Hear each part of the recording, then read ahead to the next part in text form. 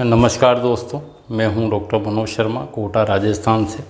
आज एक बार फिर आपके सामने मैं कुछ विशेष बातें करने के लिए आया हूं।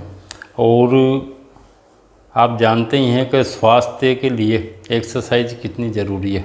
स्वस्थ रहने के लिए सभी लोग एक्सरसाइज करते हैं, लेकिन जब कभी अपन को कोई परेशानी आ जाती है तो उसमें एक्सरसाइज किस कंडीशन में करना चाहिए, इस पे आज अपन चर्चा करेंगे। एक्सरसाइज तो सभी बताते हैं कि आप इसमें एक्सरसाइज करो, लेकिन किस जगह पे एक्सरसाइज आपको नहीं करना है, इस पे आज हम चर्चा करने जा रहे हैं।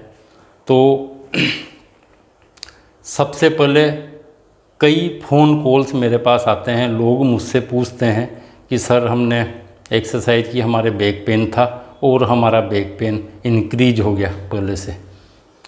कई सर्वाइकल के लिए बोलते हैं कि हमारे सर्वाइकल स्पॉन्डिलोलाइटिस था और हमने एक्सरसाइज चालू की और हमें चक्कर आना चालू हो गया, या हमें दर्द काफ़ी ज़्यादा हो गया, हाथों में नमनेस आना शुरू हो गई।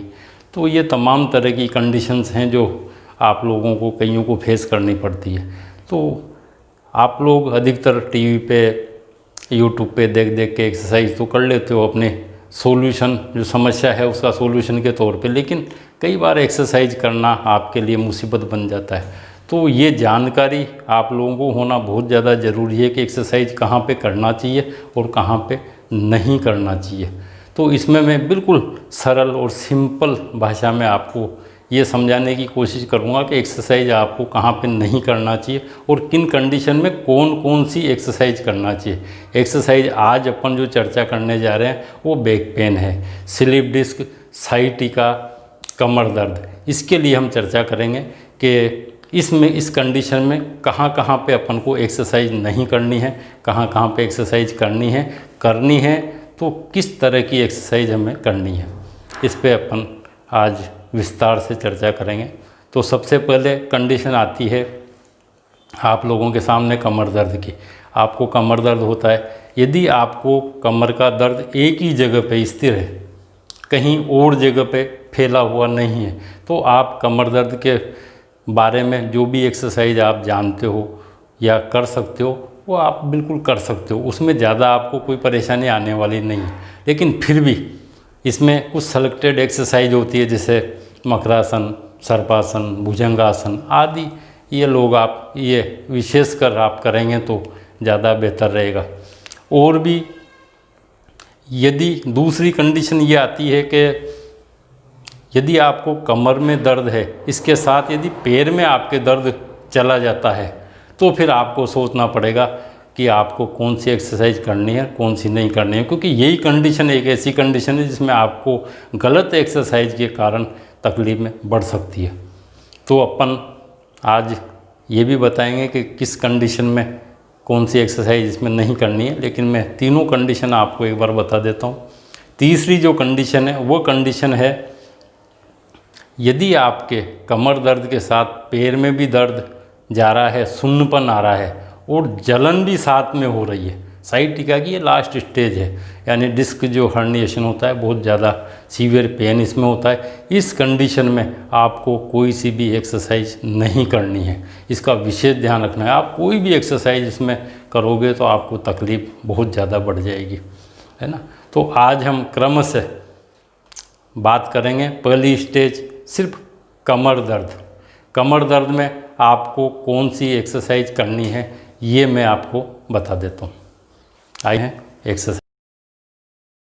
तो दोस्तों हम शुरू करते हैं। बैक पेन के लिए कौन कौन सी एक्सरसाइज हम कर सकते हैं। बैक पेन यानी सिर्फ कमर में ही दर्द यदि आपको स्थिर है तो हमें कौन कौन सी एक्सरसाइज करना चाहिए, ये हम अभी करके अपन देखते हैं। इसमें एक बात का विशेष ध्यान रखना है। सबसे पहले मकरासन सबसे बढ़िया एक्सरसाइज है। इसके लिए दोनों कोहनियाँ टिका के, दोनों हथेलियों को ठुड्डी के लगा के और इस पोजीशन में हमें लेटे रहना है। लेकिन इस पोजीशन में थोड़ी देर लेटने पे कमर में दर्द चालू हो जाएगा आपको। उस टाइम पे आपको इससे हट जाना है, 1 मिनट 2 मिनट, इससे ज़्यादा आपको इस पोजीशन में नहीं रहना है। लेकिन इसमें सावधानीवश यदि अपन को ये एक्सरसाइज करनी है, कमर दर्द अपने है, यदि अपन स्वस्थ हैं तो अपन इस पोजीशन में आराम से एक्सरसाइज करेंगे, हमें कोई परेशानी नहीं होगी। लेकिन यदि कमर दर्द अपन को है, हो सकता है स्लिप डिस्क हो, उसमें डिस्क बल्ज हो, कुछ भी हो सकता है, हमें मालूम नहीं है, क्योंकि जब तक एमआरआई नहीं कराएंगे मालूम नहीं चलेगा। तो उसके लिए सावधानी के लिए हमें पेट के नीचे पीलो लगा के स्पाइन को सीधा करना ज़रूरी है, ताकि आपकी स्पाइन पे लंबर रीजन पे ज़्यादा प्रेशर नहीं आए। इसके लिए एक मध्यम साइज का पीलो बिल्कुल पेट के नीचे इस तरीके से हम रखेंगे। अब इससे जब एक्सरसाइज करेंगे तो यहाँ पे प्रेशर बहुत कम आएगा, आपको बैक पेन जो ऑलरेडी हो रखा है उसमें आराम मिलेगा, उसमें तकलीफ आपको कुछ भी नहीं आएगी। तो इस तरीके से मकरासन अपन करेंगे। दूसरा आसन, इसमें 1 मिनट 2 मिनट से ज़्यादा नहीं रहना है, यदि बैक में दर्द हो तो उसको हट जाना है। दूसरा है सर्पासन। सर्पासन में सिर्फ सिर को ऊंचा उठाते हैं, सांस लेते हुए आना है, सांस छोड़ते हुए नीचे जाना है। तीसरा और सबसे महत्वपूर्ण आसन जो स्पाइन के लिए होता है वो है भुजंगासन। भुजंगासन को भी पेट के नीचे पीलो लगाते हुए ही हम करेंगे। यदि आपको बहुत ज़्यादा परेशानी है तो ज़रूरी नहीं है पूरा भुजंगासन करें, हम अर्ध भुजंगासन भी इसमें कर सकते हैं। जैसे आधा भुजंगासन करके देखा ना, ये अर्ध भुजंगासन है। हम इसको करके भी वही बेनिफिट ले सकते हैं जो पूर्ण भुजंगासन से हमें मिलते हैं। इसके अलावा जो सबसे इम्पोर्टेंट एक्सरसाइज है, आपको किसी भी तरह का बैक पेन हो रहा हो, चाहे कितना भी सीवियर हो, है ना, सिर्फ बैक में पेन हो, साइटिका नहीं होना चाहिए, है ना, तो उसके लिए मैं ये 2 एक्सरसाइज, 2 पोजीशन आपको, 2 पोस्चर बताता हूँ। इसको करने से 5 मिनट 7 मिनट करोगे, बिल्कुल 100% आपके बैक पेन में आराम मिल जाएगा। दोनों घुटनों को 90 का एंगल बना के इस पोजीशन में, और आगे दोनों हाथ फैला के और सिर को नीचे टिका दो। इस हिस्से को जहाँ तक हो सके नीचे, बिल्कुल शरीर को बिल्कुल लूज छोड़ देना है आपको। इस पोजीशन में जितनी देर आप रह सकते हो उतनी देर आपको रहना है। आपको धीरे धीरे ये फील होने लग जाएगा कि अपना बैक पेन रिड्यूज होता जा रहा है, कम होता जा रहा है ना। जब आपका बैक पेन कम होने लगे, उसमें आप इसी का एक दूसरा स्वरूप है, उसमें आप इसको उस पर आकर नीचे आ जाओ एक बार।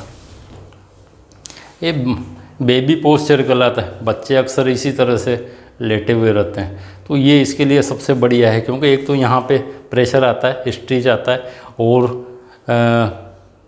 डिस्क जो है वो फैलती है, और हो सकता है यदि हल्का फुल्का बल्ज हो तो इस पोजीशन से लेने से वो अंदर चला जाता है और बैक पेन हमेशा के लिए आपका ठीक हो सकता है।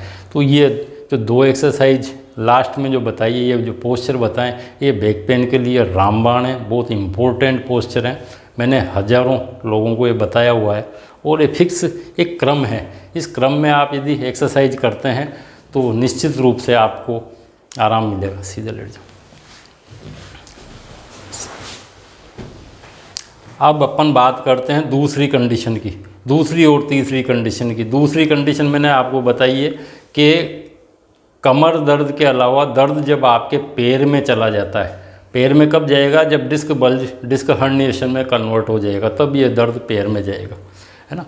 उस कंडीशन में हमें एक्सरसाइज बहुत सोच समझ के करना है। उस कंडीशन में यदि आप जो एक्सरसाइज मैंने आपको बताई है, यदि इनमें से कुछ करते हो, आराम तो मिलेगा, लेकिन कई एक्सरसाइज से आपकी तकलीफ़ बढ़ सकती है। इसलिए इसमें सिर्फ एक एक्सरसाइज है, सबसे इम्पोर्टेंट एक्सरसाइज है, वो आप कर सकते हो। इसमें पैर का स्ट्रेच हम करते हैं, बाईं करवट, एक करवट ले लो साइड में।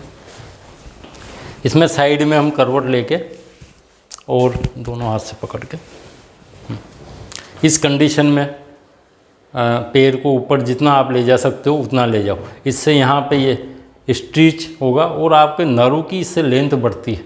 नर्व की लेंथ बढ़ती है, जहाँ कंप्रेशन होता है वहाँ से वो नर्व थोड़ा हट जाती है अपनी जगह से, और इससे आराम मिल जाता है। ये सबसे इम्पोर्टेंट एक्सरसाइज है आपके साइटिका के लिए, आपको स्लिप डिस्क के लिए, आपके डिस्क हर्निएशन के लिए, डिस्क प्रोलैप्स के लिए सबसे बेटर एक्सरसाइज ये है। ये विकार रहित जिसको हम कह सकते हैं, हर कंडीशन में ये एक्सरसाइज आप कर सकते हो। यदि आपको जो दूसरी और तीसरी जो स्टेज मैंने बताई है, यदि वो है, तो उसमें पहले वाली जितनी भी आप भुजंगासन करोगे तब भी आपको परेशानी आएगी। कई लोग मुझसे पूछते हैं कि सर हमने भुजंगासन किया, ये तो बहुत बढ़िया एक्सरसाइज है, लेकिन फिर भी हमारे तकलीफ आ गई, उसका रीज़न यही है। एक तो पेट के नीचे पीलो लगा के हमेशा भुजंगासन करें, विदाउट उसके नीचे लॉर्डोसिस अधिकतर मिलता है, इसलिए स्पाइन स्ट्रेट रहना ज़रूरी है। तब आपका जो आर्च बनेगा वो एक नेचुरल आर्च बनेगा और आपको इसमें आराम मिलेगा। तो ये जो भी मैंने आपको 3 स्टेज बताई है, उसके हिसाब से ये जानकारी आपके लिए काफ़ी उपयोगी रहेगी और आप इसको यदि फॉलो करते हैं तो काफ़ी लाभ इससे मिलेगा। यदि ये जानकारी आपको अच्छी लगी है तो आप इसको लोगों तक पहुंचाएं, शेयर करें। और धन्यवाद। जय आयुर्वेद, जय हिंद।